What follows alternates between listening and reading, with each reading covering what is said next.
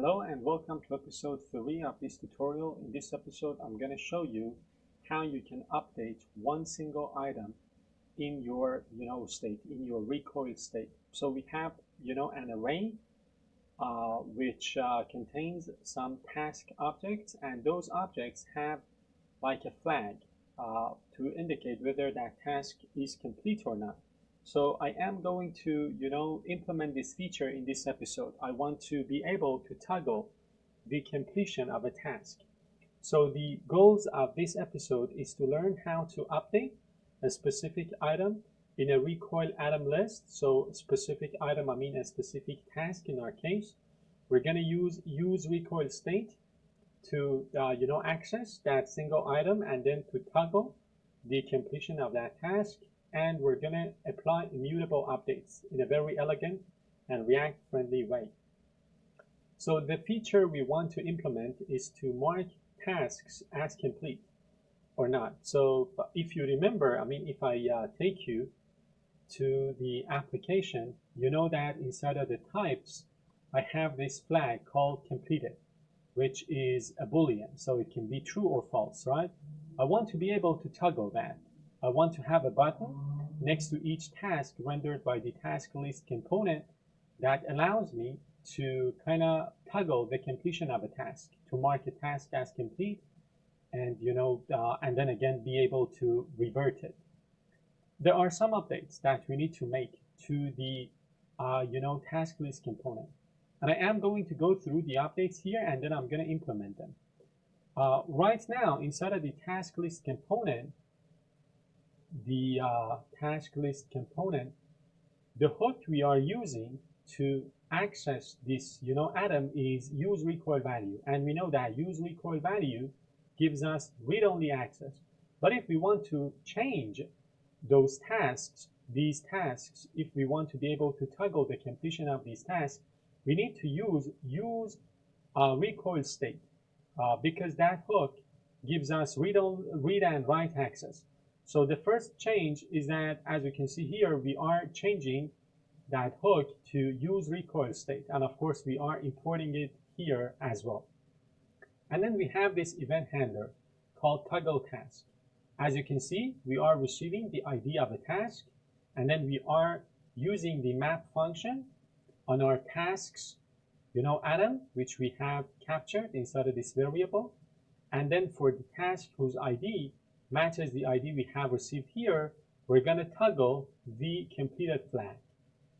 And then we are going to update that global atom using set tasks that we have here and the updated tasks array we have constructed above. And of course, inside of the template of the component, for each task that we are rendering here, as you can see, we are creating a span.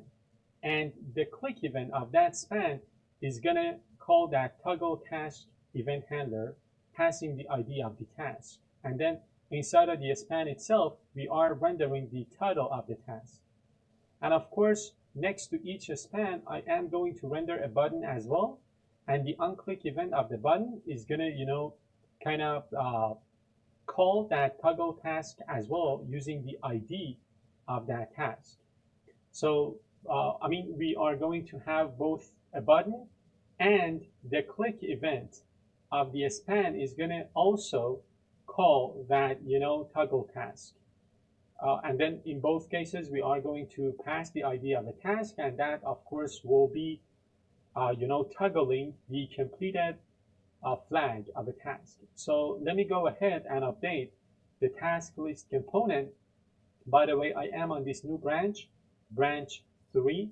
I am going to remove my code here and write the new version of my component. Importing use recoil state, importing my atom, creating my component. So I'm going to get access to that global shared state, creating my event handler, toggle task. I'm going to map the tasks array, find the task whose ID matches the ID I have received, and then I'm going to toggle the completed flag. Then I'm going to update the global state.